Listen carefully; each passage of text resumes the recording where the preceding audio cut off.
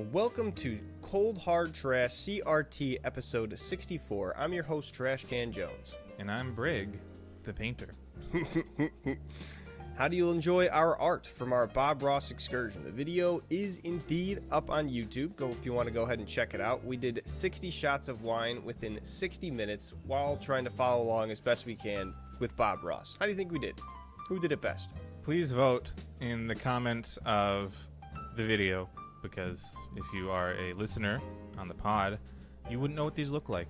Yeah. Maybe we'll post them to Instagram or something. We can vote there. Oh yeah, we probably should have posted them around on social media a little bit. Would have been a good idea. Just posted a clip of us just like falling around a little bit. Let's just do it after this episode comes out, right? Or like in accordance with this episode. This is the official reveal, so yeah, I guess that makes sense to the audio listeners. Yeah. It was I knew it was going to be a disaster. Oh yeah. I mean, there was no way. It was, yeah. I personally put too much paint on my canvas, too much liquid white, and too much blue on top of that. That's like one of the first steps is to sort of make like a cross in it with blue.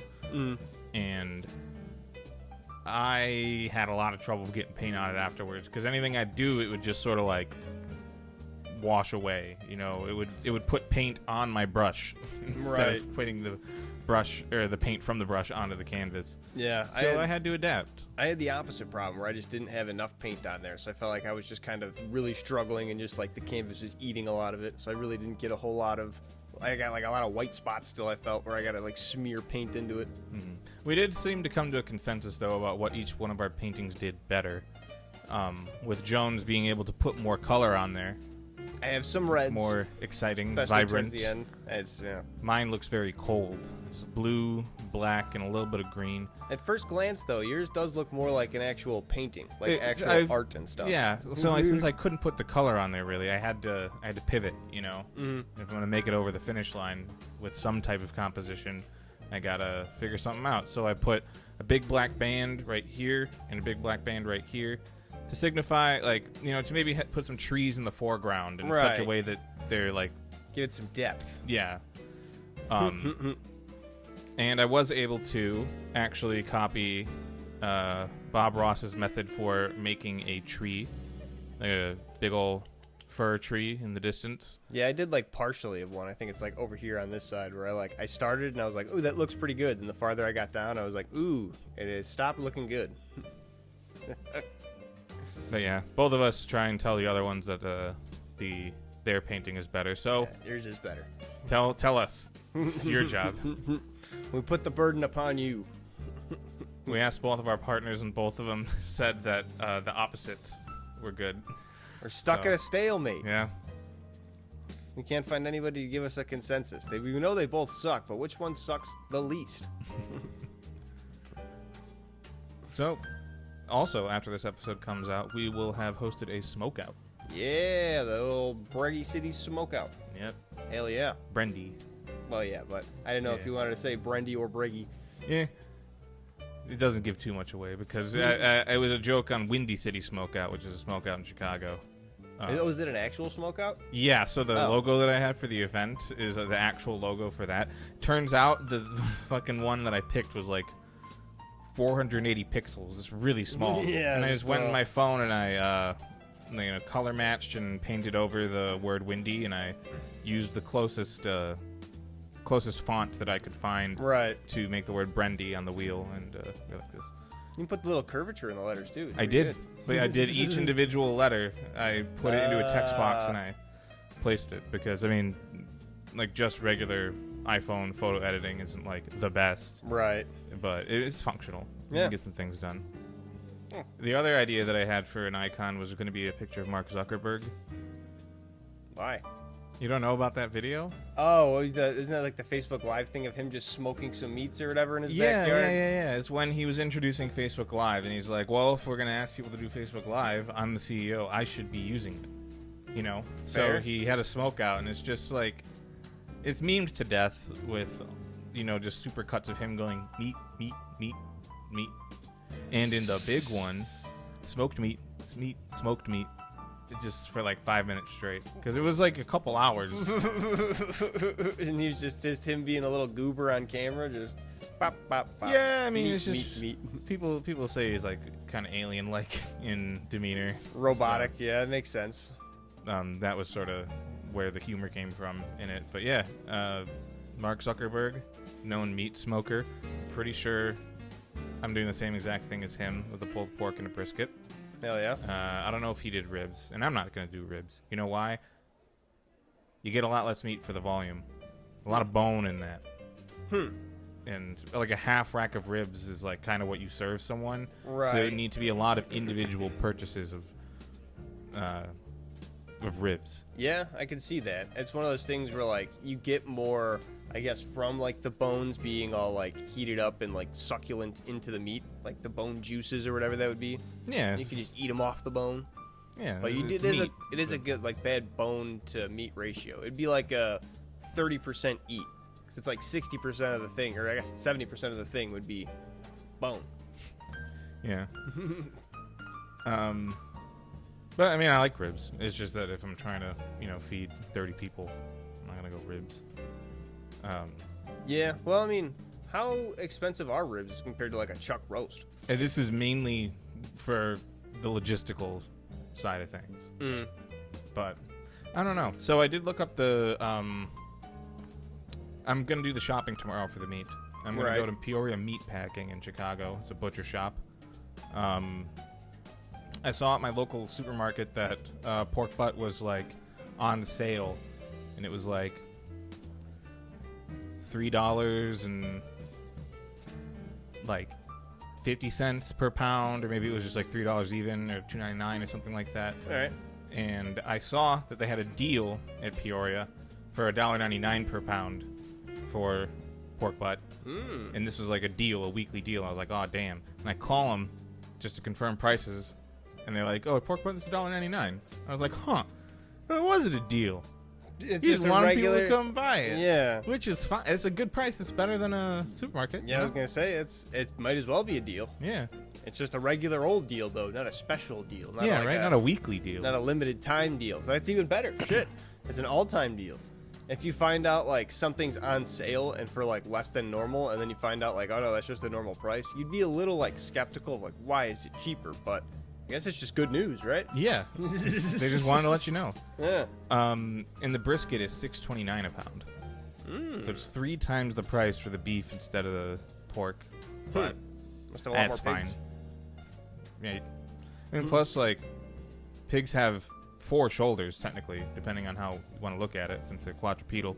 But a brisket is not a shoulder meat. It's like on the chest, like the front of the chest type deal. So you're gonna only get 1 brisket per cow, but you're gonna get 4 That makes pork sense. butts. I think 2 or 4. I don't actually, because they call it pork shoulder and they call it pork butt.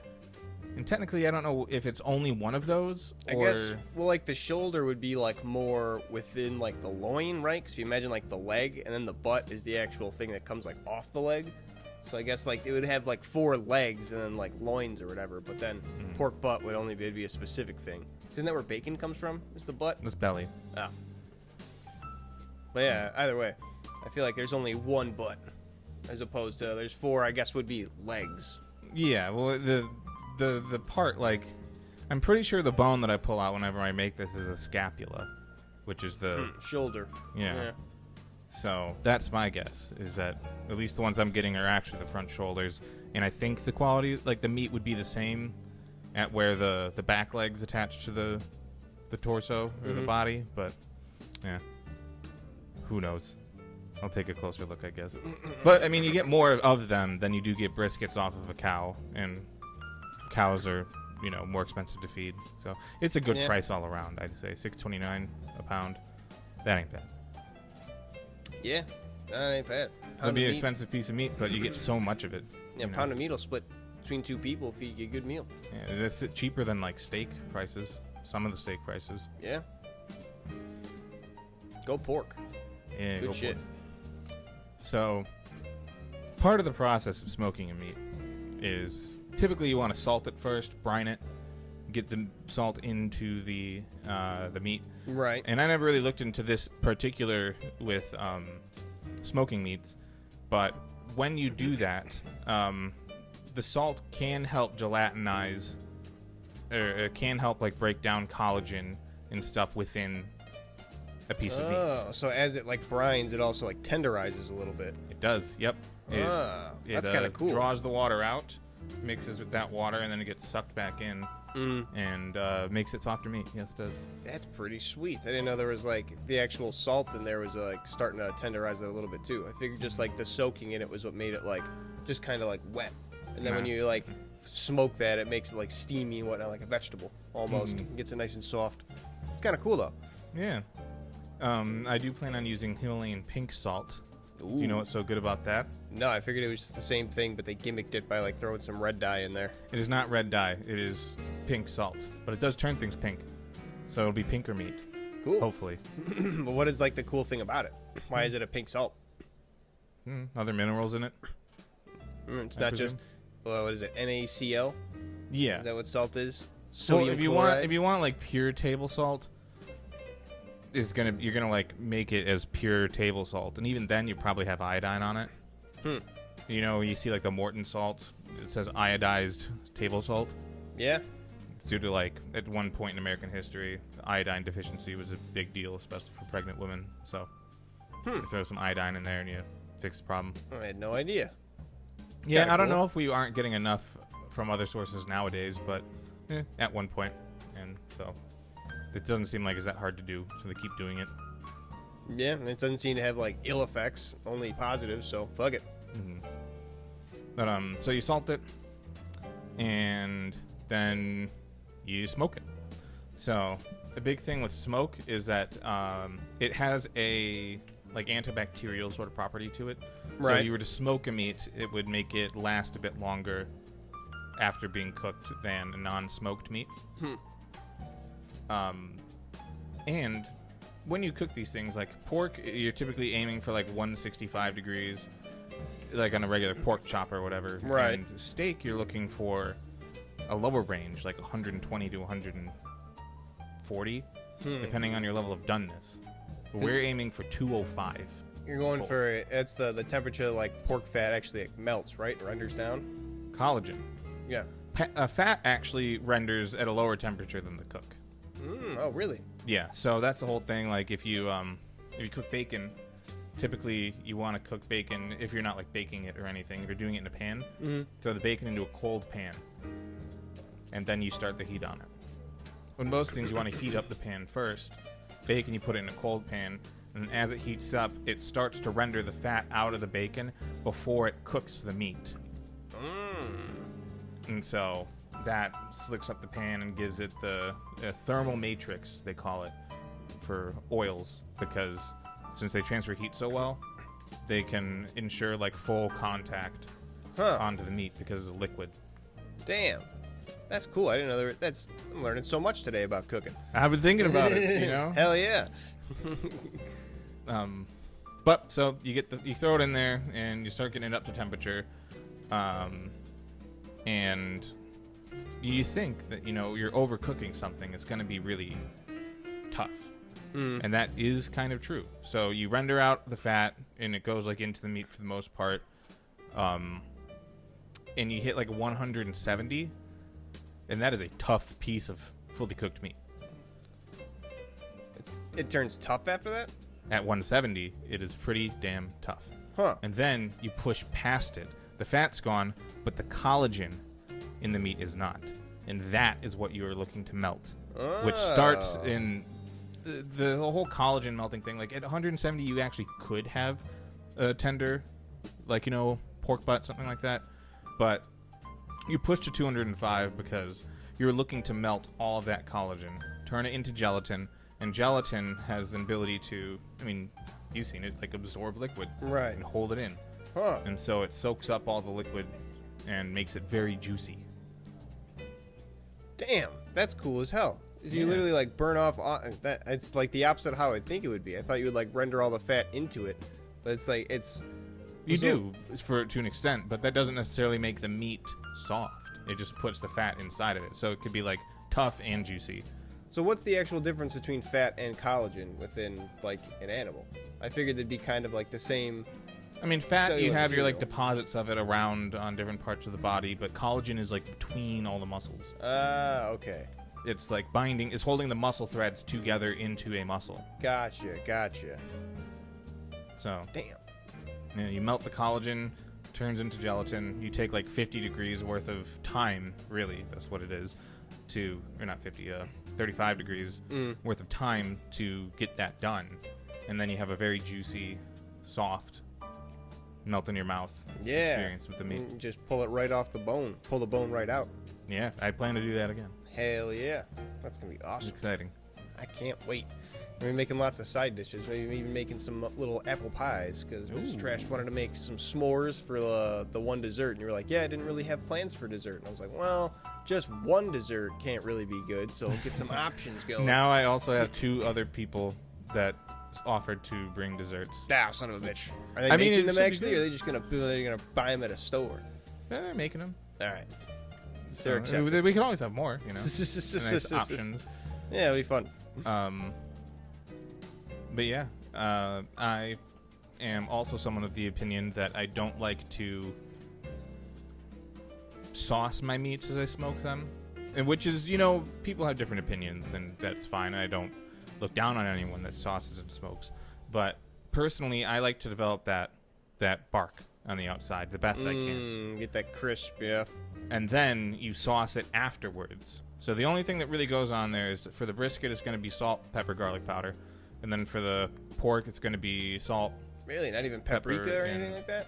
Nope. Chili? Dang. Nope. The pork butt is going to get a applewood rub type deal, though. So that'll have an actual thing on it. If I were to do a rub on the brisket, though, and this is a thing that some people, they don't like hearing about, but it happens. You cover it in mustard to bind the meat to it, or to bind the rub to it. Even if you don't like mustard, like it's a good binder. The flavor of the mustard isn't as, you know, pungent, powerful. Have you heard of, speaking of strange ones that people don't like hearing about, soaking your meat in milk the night before? Steak or pork chops? Charlie Day. That's a tip that my grandma told me about. Says it makes it fucking amazing. Super tender, adds a lot of different flavor to it. I mean, I'd imagine there'd be enzymes in the milk. I believe it. Wow, I don't know. It came from Grandma Jones herself, so I'm hesitant to doubt it. 'Cause I'm just like, It's like nothing she has made I've ever turned down as not good. I like believe it, but like, I wouldn't do it. I'd try it out. I would try it for a steak. Okay, yeah, for a steak, I don't know. It just doesn't sound like it. Sounds strange. Yeah, I mean, that's what you were saying. People don't like hearing about it. Yeah, well, yeah, fair enough. That's what I said. It could, something you never know. Milk steak is a real thing. She'll know what it means. But she won't. She won't. I'm just gonna put steak. I'm just gonna write it down. I think I've seen a Binging with Babish episode where he made the milk steak, and it was like he boiled the steak in milk for a bit. Which, by the way, boiling a meat is not something I condone. Boiling milk is also something I don't. You make cheese that way. Do you really? I thought there's like more you to. just sort of heat it. No, you don't just boil it. Okay. You like heat it up. Maybe you don't want it to be at boiling point when you add in this ingredient called rennet.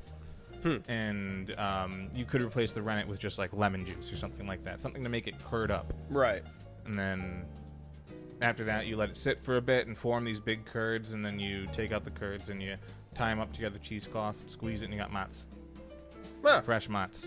That's pretty It's cool. the simplest one. That's why it's called the fresh cheese, too. Because it's literally like you can make it in under an hour. That's pretty sweet. Yeah. We're learning everything. Why don't you become a chef? You know so much about cooking and everything. So, I worked at a restaurant. I was a salad guy. And now you know how to make cheese and smoke meats? I never made cheese, but I know how to smoke meats. And I know how to make cheese, I guess. But I just don't, like, have that much of it. There's like a lot of mozzarella you're going to make. You know? You don't make, like, a Potentially. single portion. You could. You could make, like, a little mozzarella ball. That's only, like, this big, probably, right? I don't know. Maybe I'll make cheese at some A point. little saucepan of milk. Yeah. But, yeah, it's, I don't know. Like, maybe at some point down the line, I would like to have a little meat smoking biz. But, like, I really don't think, like, my smoker is this little, like, black cabinet that has such a hard time holding the minimum temperature that you need for this, which is 225.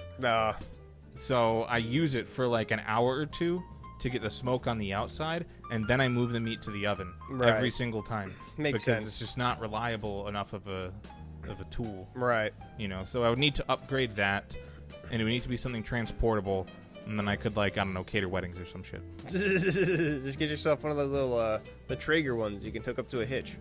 And you just drive it around in your car. I don't have a hitch. Ah, shit. Maybe I do. I'll look. But I don't think I have a hitch. You can get a small one that just fits in the back of your car then. Yeah. Bing, bang, boom. I can figure something out. But it's nothing to do soon. If anything, this would be a very early trial run of some type of business thing like that. But just rent yourself a food truck that is just like the back of it's one big old smoker. And then it's like also like you climb in the back there, so like the smoker opens up with all the meats, then you're climbing in there like, oh, what's up? Let me give you the meats, and you just hand them out. I open up just get the fire department called on me multiple times a day because this truck is burning, and I open up the blinds or whatever. No, just you. You're in there, yeah. Because I'm smoked. No, you got a gas mask and everything. You're prepared. You thought this through. Degrees. I'm burnt. You thought delicious. This through. I mean, you don't have to have the meat like on cooking at that point. The meat's already cooked. It's just on warm, you know. So you'd be fine. You just put on some oven mitts and then on your hands and feet. I mean, you were saying we should smoke it up in there. I'm saying like you have a truck that's like, imagine it's like a front cab, right? And like the back of it, instead of a UPS truck, it's just one big smoker. But there's still a door for you to go back there and like get in there. It's like a sauna almost. Well, I mean, an actual like smoke house, like I've seen this on like Food Channel and stuff like that. There's like legit smoke houses. It's like a fucking track with like a shit ton of meat hooks on it. And it goes into this literal like huge shed that's just full of smoke and warmth. And they smoke these things for days. Hell yeah. Nice and slow. Just get one of those on the back of a truck, bing, bang, boom. And yeah, you just might need a gas mask, a couple pairs of oven mitts, whatever to keep yourself safe if you're really concerned about it. Whatever, but, I'm trying to help you out. Make some business moves here. Mm-hmm. Make them money moves, as whoever that rapper said was. Cardi B? Was it? Yeah. Sure. But it's also nice that, like, you and Mrs. Trash are trying to bring things too, because my original plan was this was not going to be a potluck. I had zero expectations of anyone bringing anything. But people just offer. Yeah. And they're like, I would love to help and contribute. And it's like, how can I say no to that? Right. And, like more to come around, more for people to show off and share of their own things. It's a good time. It's a very pleasant surprise. It's a big coming together. That's like part of it. Everybody gets to bring their own little thing, and it makes it just a whole grander event. We always like to bring stuff. Always like to bake little things or try to cook new recipes. I already told you about that dinner party I went to, right? Where it was like they were providing the food, bring drinks. Oh, which is another thing, is that I was asking just for people to bring drinks. Oh, well, we'll also bring those. Yeah. But I don't think you told me about that dinner party. No. The one where we had the bottle of cognac. That doesn't ring a bell. And it was an empty bottle of cognac that we filled with Steel Reserve, a 40, and brought that because we didn't have cognac. But, I mean, they think you did, so you got let in the door, right? Yeah, and we brought that, and we sat it down on the drink cart, and we took our seats eventually, when dinner was ready. Everything was going around. We were sat near the drink cart. There's this guy, a couple of seats down from us, and he's like, "I'm gonna get a drink," and he goes and checks it out, and he's like, "Oh, cognac! I never had that before." And we're just like looking at each other, like, "Oh man." Well, he's never had it before, so he doesn't know. And he did that. It was a true statement because he poured himself some, And he took a sip. He's like, "Oh, that's really nice. You know, I thought it'd be a lot like, harder than that." And that was the hardest I ever had successfully avoided laughing at something. That's literally like something out of a sitcom. You fucking make fake liquors. You come in. That was a real challenge. That's so good. And we drank the good liquor. I mean, it wasn't like anyone had something good, right? Like, it was like Svedka. Right. And stuff like that. You bring whatever you can, but that's funny. It's just, oh, I've never had cognac. Ooh, nice. And Yeah. you're like, ooh. Yeah. Like, ooh, cognac. You're sitting there sweating like, I've never had it. Ooh, thank God. It's the experience. That's pretty great. So, maybe, I don't know, I had bad potluck karma. I didn't expect anything. But people bringing things. Warms my heart. Hell yeah. It's always fun. It's always fun to bake stuff. So we watched a lot of the, not a lot of, but one of the rounds of the Pokemon Worlds right before we got on here. Yes, we did. And then a really intense moment from, what year was that? As a Pokemon That World was this past. year. It was this year? That was this year. That was round 4. So it's round 4. Oh, wait, no. The moment we watched right after that. Oh, the Pachirisu one? Yeah. Oh, I mean, everyone knows about it. Oh, not you didn't. No, not the Pachirisu. That's the little squirrel guy. The one with the The sucker punch? the sucker That was punch this and year. protect. That was That was yesterday. this year too? Oh shit, I didn't even realize. Yeah. Damn. I thought That's you were why I sure- had to go to the 5-hour, like the 6-hour stream just to find it. Damn. That was then- wild. Yeah. That's cool then. I thought that was like a legendary moment. I didn't know that was Nah, brand it's new. just run of the mill. You know, that's Shit. just how it goes. You probably got more of the details of it, so you can explain it better than I do. Yeah, so this was a battle. I'm trying to make sure I have like all the information in front of me. But this was Maddie Morgan versus Yuma Kinagawa. Swiss round 4, game 2. Yuma was up 1, and so he wasn't really at risk of like dropping the set if he lost that round. And he made some pretty strong plays. He ended up, there's this mechanic called terrestrialization where you take your Pokemon, you change them from one type or from whatever their type is into a single other type. Basically, it's just one of your most important resources that you have over the course of the entire battle. And Yuma already used his, everybody already used his, and it all came down to a 1v1. This Pokemon Chenpao with the move Sucker Punch versus Calyrex Shadow Rider with the move Astral Barrage. With enough, like either of them, if they got their move off, they would have enough damage to knock out the other. Right, but Chenpao did have another option in Ice Spinner, but like Ice Spinner wouldn't have KO'd. Right. But Chenpao also had the whole thing with taunt, right? Yes. As long with that. So here's how Chenpao has the move Sucker Punch, right? Sucker Punch is a guaranteed one-hit knockout on Calyrex. But it only works if Calyrex is using an attack. And so Yuma knows this and doesn't select an attack. And so Maddie's there just trying to use Sucker Punch over and over and not getting anything done. This is 7 turns in a row where nothing happens. And he can force him to make an attack on the next turn by using taunt and then force him into one. But if he does that and then the Calyrex actually attacks on that turn, then he's done as well. So they're just playing this like chicken game of like, oh, who's going to attack first, back and forth. So Yuma's Calyrex needed to attack on any turn that Maddie didn't click Sucker Punch. And Maddie only had 8 Sucker Punches, so he only had 8 chances to catch him on the one turn that he decides to attack.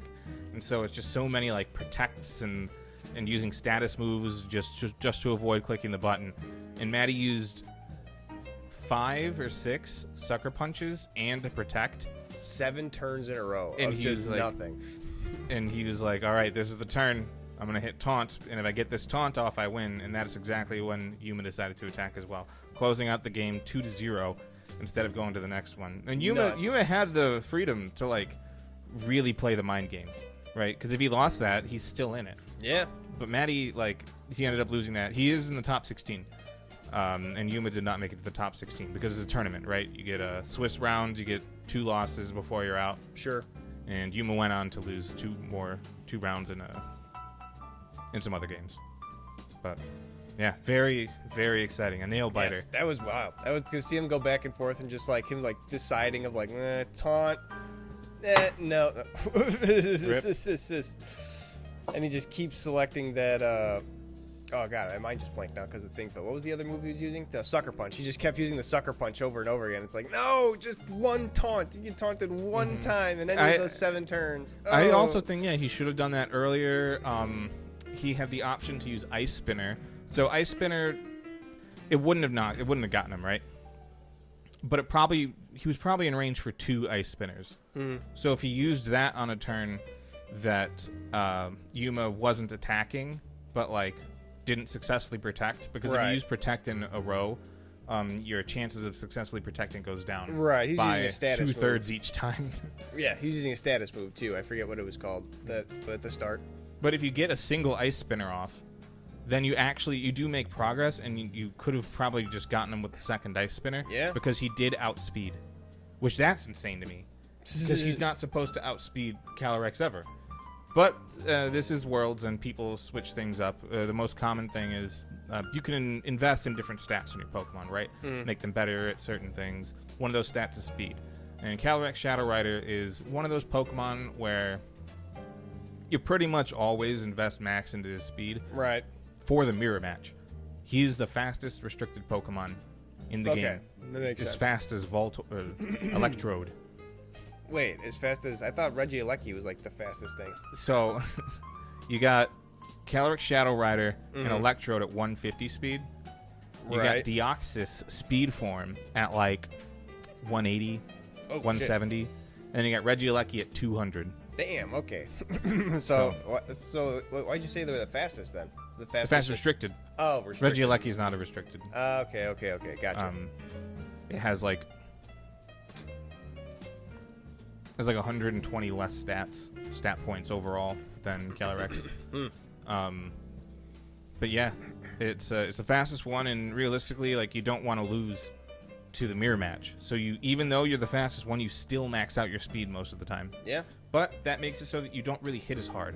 Like, if you hit your signature move on another Calyrex Shadow Rider, you're gonna one-shot it, even if you aren't fully invested in it. But, like, you're really gonna be missing out on a lot of other knockouts if you don't invest that much into your attack. So the most common one that I've seen, like, I've been watching a lot of these games, and I've seen a lot of Calyrex Shadow Rider, most popular restricted Pokemon, of which you only get to bring 2 to this tournament. Each one so far has been holding the Life Orb item, which is plus 30% damage in exchange for losing 10% of your HP every time you attack. Okay. And Terra Dark, which allows you to resist the opposing Calyrex Shadow Rider's signature move. And less speed, investing a little bit into bulk instead. Because you aren't that worried about the mirror match, like just dying in one hit to a speed tie. Right. If you have Terra Dark to go from like 4 times weak to this move to, taking half damage. Right. So you're not gonna have to worry about actually taking that first hit with the speed advantage anyway. Yeah. So you slow down a little bit. You invest in your bulk. You max out your offenses, and you have Terra Dark to sort of just you exit let them that get weakness. that first hit, but you wind up that second hit real good. Well, here's the thing: everybody fucking did it, and so you got a lot of Calyrexes that are just a little bit slower than you expect them to be normally, but still faster than any other restricted. Right. Right. And it still the faster one tends to win. Like, they're all a little bit slower, but by different amounts. Because not everyone has the same, right, the same best exact idea right for, like, what they want to do. And still the faster one always tends to win? Because they both, like, we're talking about a difference of, like, 1 or 2 points here. We aren't talking about someone foregoing so much defense in exchange for going, like, super duper fast. You only need to outspeed by 1 point. Right. And that 1 point seems to have been making the most difference. Damn. In these sets. Wow, that's actually cool. It's literally like the 1 point of it. Like, you're literally going, it's as close as you can get of shaving numbers of like, all right, what's this Calyrex speed at? Oh, it's 1 less than mine. I don't have time to change it before I'm already locked them in. Oh, actually, that's a hidden information as well. So you don't know the stat spreads of the Pokemon that you're opposing. You know the species, you know the held item, and you know the moves. And I think that's it. You might also know the nature, but I think that's a bit too much. So the held and the item, terra type. The held item might give you a clue as to what kind of thing that it's going towards, but that's about it. You get a clue. You don't really get the... Interesting. So very cool how that's all shaken out. There are no previous world champions currently in the running. They all got knocked out pretty early. Marco Silva, very notable player. Contention for the best, but got knocked out in like 5 rounds, 6 rounds. I think he went 3 and 3, so 6 rounds. Wolf Glick made it to day 2, got knocked out. Judy Azzarelli had a sheet error. What's it? A sheet error? Team sheet error. So the Pokemon that he had trained had a move that was different than the one that he put on his sheet. Oh, he tried to sneak it in there, did he? So fucking cheater moves. Well, no, I follow him. He admitted to it. And he got called on it, and so he wasn't allowed to use the move that he didn't include. And that cost him the tournament. So. No cheating allowed, buddy. I follow him on Twitter, and like the day before Worlds, he went to the beach and he was tweeting about it, and he said that he lost his glasses in the ocean after his friends were telling him don't go into the ocean with your glasses, because this is taking place in California, Anaheim. And so he lost his glasses, and then he's like, oh, I didn't see this on my team sheet, I didn't catch it.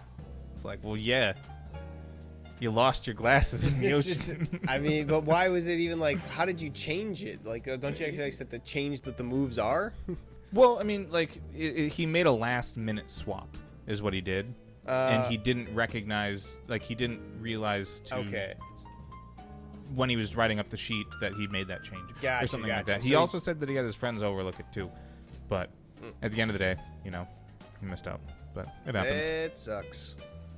I say Wolfie's out. Wolfie also had a stream match that was baller. I think he won 2-0, but it might have been 2-1. Very cool end game. It was the last day of the stream, or the last game on stream for day 1, and it was Wolf versus. I honestly wish I remember who he was matched up against, and it all came down to he had his Amoonguss. You know, he has a lot of his like signature Pokemon: Koraidon, Lunala, Amoonguss, Incineroar. He brought Ursaluna and something else. The sauce. I don't know what it is. He didn't bring it to this battle, though. The sauce. Mike's secret stuff. But it's like a 2v1 or a 2v2. His Amoonguss and his Ursaluna is on like super duper low health. And the way that Ursaluna works is that it has the ability Guts, right? Right. So it's like taking damage, then it does more damage. Isn't that what it is? It increases its attack by, I think, double. With or maybe it's just 1.5. But when it has a status effect. Yeah. So typically you use Burn, because it's the one that does the least the least damage to you. Well, I mean, technically there's paralysis, but that has the chance of making you not move. Absolutely not, yeah. So that people don't use that, but you're constantly taking the chip damage, and he took a lot of damage. So that Ursaluna only had like a couple moves left, and he was able to target down the right Pokemon while his Amoonguss was like using Rage Powder to absorb the aggro, and all the attacks would go into him while Ursaluna was was dishing out some damage. And there's the very last turn. If Ursaluna did not get the damage out, it was going to faint, and Wolf would have lost. But both of the Pokemon on the other side of the field could not protect. Because they already protected the turn before, or? One of them was a Choice Scarf Annihilate. So Annihilate, or Choice Scarf, means that you can only use one move that you select once you...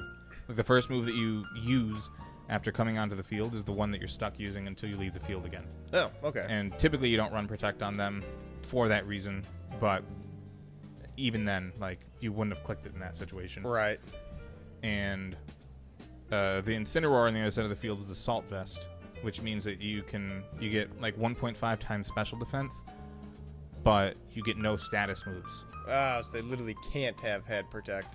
So Amoonguss uses Rage Powder, absorbs 2 hits again. This is 2 turns in a row, absorbing 2 hits. Damn. Survives on 1 HP. Then Ursaluna hits him with the Earthquake.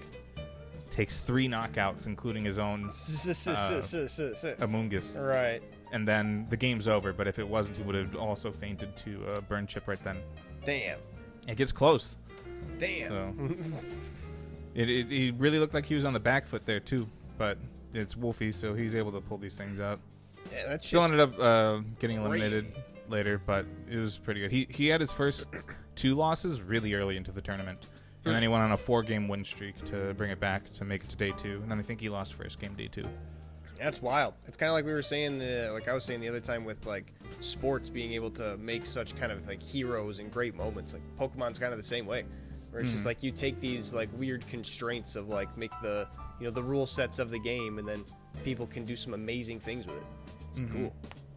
The thing is like everyone's like super hype about Wolfie, right? I was kind of getting sick of it, like just watching the stream. There's 9 rounds of Swiss the first day. And for the first 8 rounds where he wasn't on the stream, the entire chat was just full of people asking, like, "Oh, how's Wolfie doing? Show us Wolfie, come on." And He's it's the like, celebrity guy. We want to know about him. Yeah, but like we kind of like this. We're doing a tournament here, It's like, yeah, kind of everybody here's deal.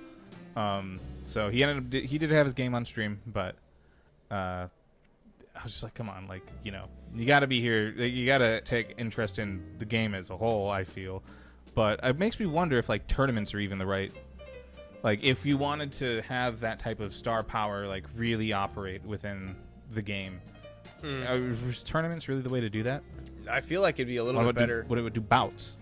Either bouts or like actual the way Pokemon does it. Have people who are like champions be like, all right, you can like make a gym if you want to do. So like he did that. he opened up. He like rented out a space in New York, and he did that once. Oh, that's kind of cool. Treated himself as a gym leader. Well, I was gonna say more of like in an official sense. If it's like, okay, so now we're gonna have like the regional contest. Like you're the gym leader of your region. So now like regionals are just gonna revolve around like you. It's like people who win regionals now have to beat you, and like you're if they don't, then they don't get to come to Worlds because they don't beat the regional champ. Like you're still hit. Like that'd be kind of cool. So then, like everybody in your region knows you, like the one Pokemon trainer, and they got to beat you. And I like that, but at the same time, there's like so much to do with team building that like if you know like what you're going up against, and you have all the freedom in the world, and they're stuck, they're locked, you could probably build a team that nearly guarantees. Well, I don't think the champion would be locked. I think he gets the opportunity to like play just like anybody else does, but. And just be like, yeah, if you get to beat him in the regionals because he was like the regional champion last time, then you get to move on past him. But otherwise, 10 regional champion.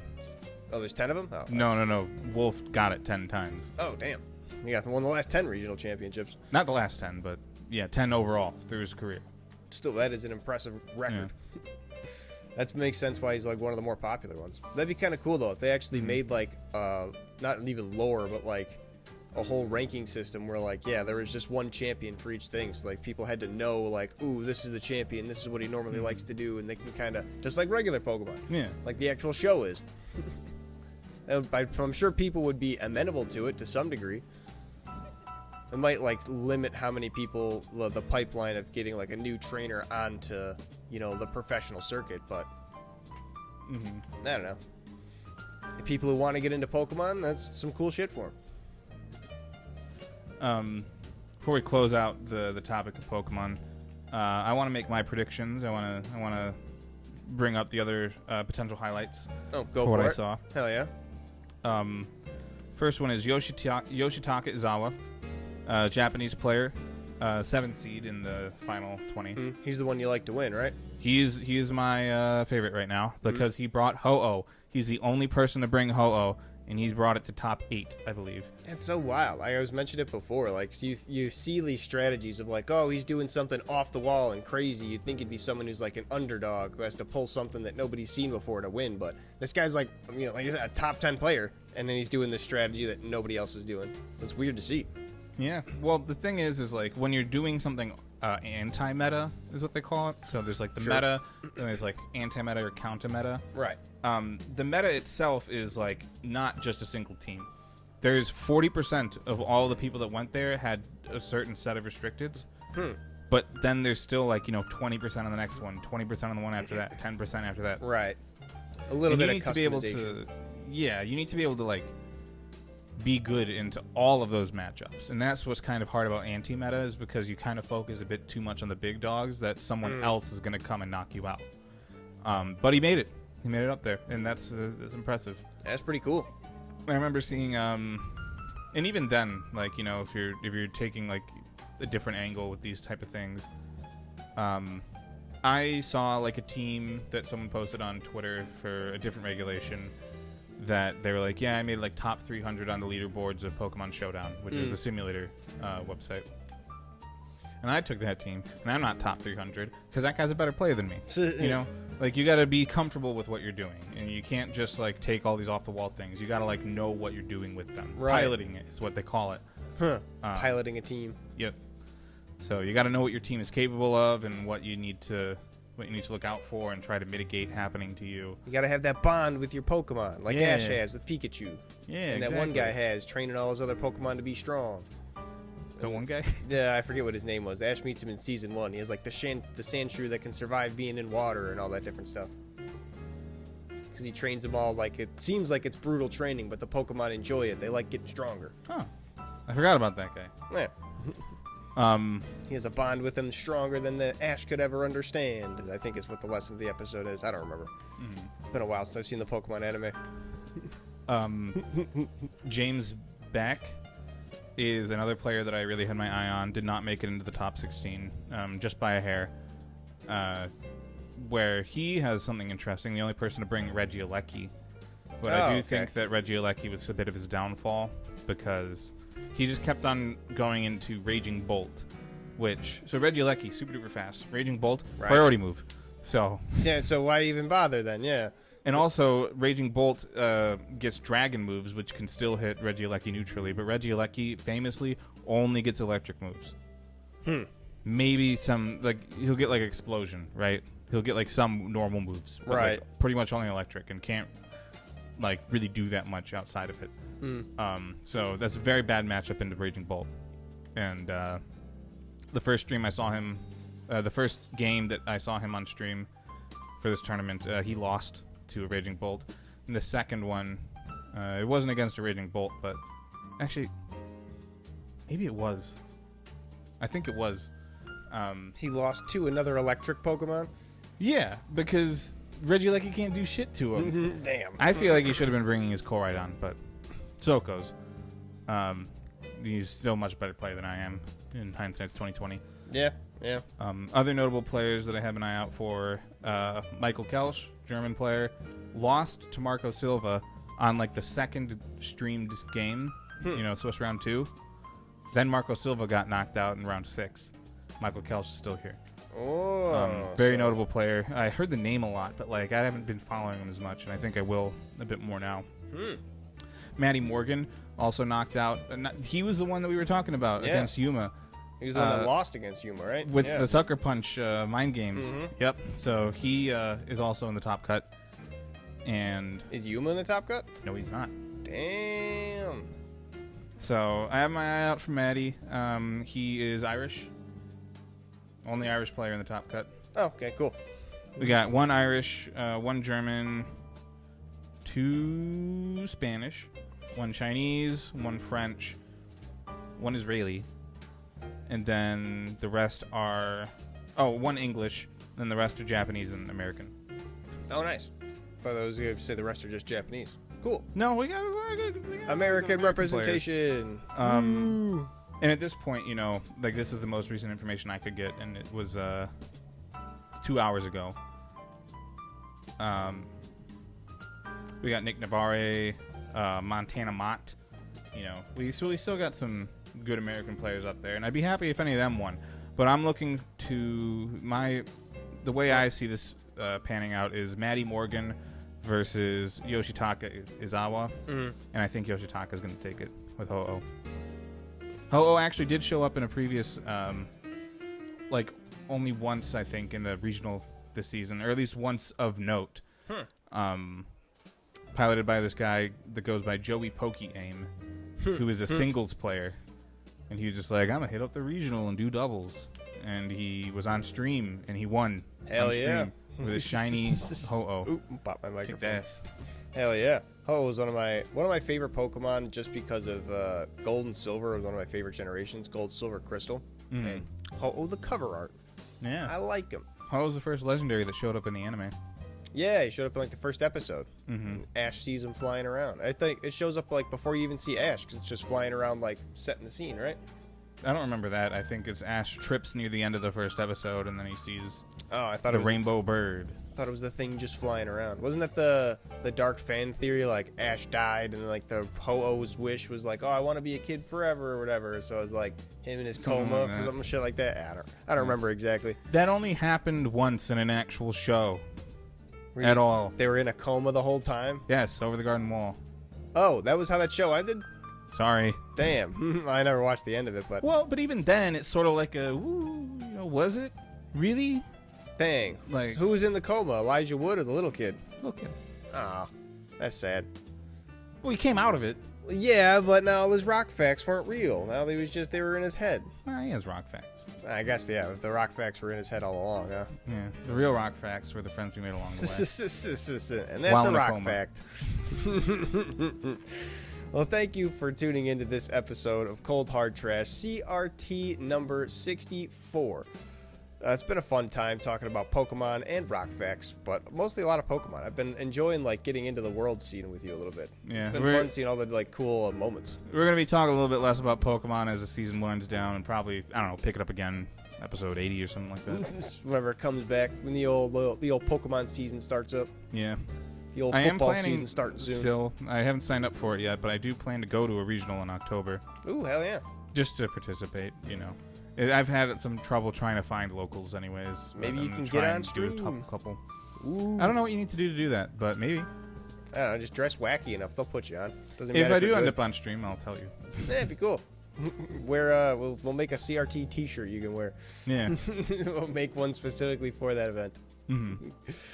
But be sure to rate us 5 stars, drop a comment, give us any sort of engagement. We would appreciate it, making this podcast grow. Till the next time we see you, though, it's been a fun time. Deuces. Peace.